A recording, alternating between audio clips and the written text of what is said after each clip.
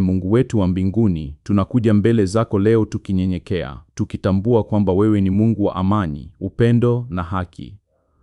Katika dunia iliyojaa migogoro, vurugu, chuki na hofu, tunaliweka tumaini letu kwako wewe uletaye utulivu katikati ya dhoruba. Baba, tunaomba amani itawale katika mioyo ya watu wote. Ondoa chuki, hasira na tamaa ya kuumiza wengine. Badilisha mioyo ya mawe iwe mioyo ya huruma. Tufundishe kupendana, kusamehana na kuheshimiana bila kujali tofauti zetu za rangi, kabila, dini au taifa. Tunaomba amani katika mataifa yanayopitia vita na migogoro.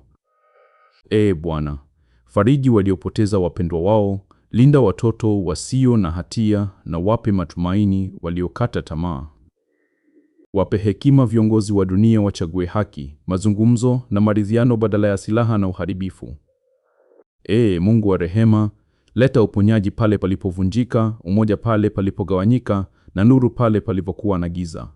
Tufanye sisi sote kuwa vyombo vya amani yako, tuseme maneno ya kujenga, tufanye matendo ya upendo na tusimame kwa ajili ya haki. Bwana, tunakuomba amani katika familia zetu, jamii zetu na mahali pa kazi. Amani katika akili zetu na mioyo yetu, ili kutoka ndani yetu amani yako itiririke kwenda duniani kote. Tunakushukuru kwa sababu tunajua unasikia sala na kwamba amani ya kweli hutoka kwako.